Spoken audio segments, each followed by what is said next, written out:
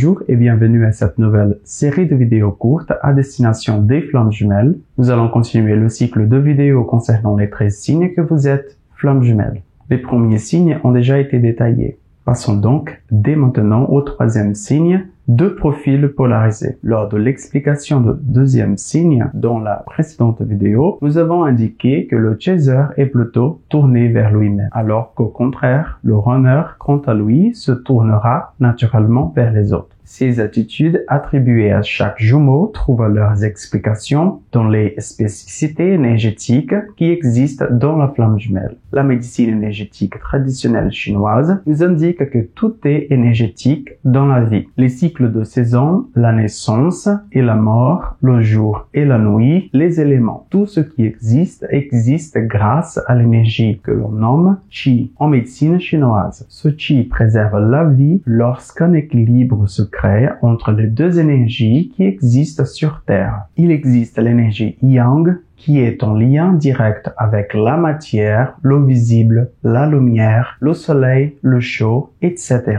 Tout ceci semble en opposition avec l'autre énergie. Le Yin qui lui est en lien direct avec l'immatériel, l'invisible, l'ombre, la lune, le froid, etc.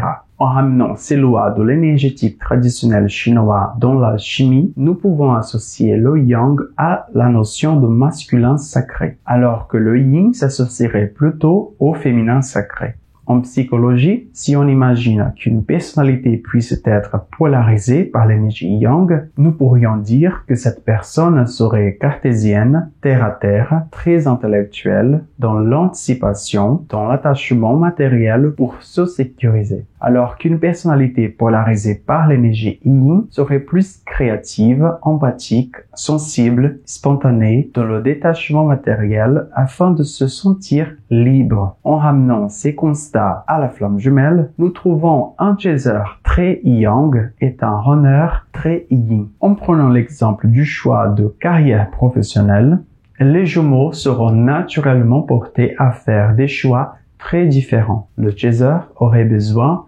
d'un poste lui permettant une évolution individuelle dans l'avenir, grimpant les barreaux de l'échelle vers des postes à responsabilité, de préférence solitaire ou avec une stature de supérieur hiérarchique sur les autres. Le runner aurait plutôt besoin d'un poste au sein d'une équipe avec un supérieur hiérarchique prenant les responsabilités qu'il ne voudra pas porter lui-même. Les postes de service aux autres trouveront aussi un intérêt pour lui puisque cela lui permettra de sauver les gens. Vous remarquez sans aucun doute que les comportements et attirances de chaque jumeau sont nourris par l'énergie dominante qui leur correspond.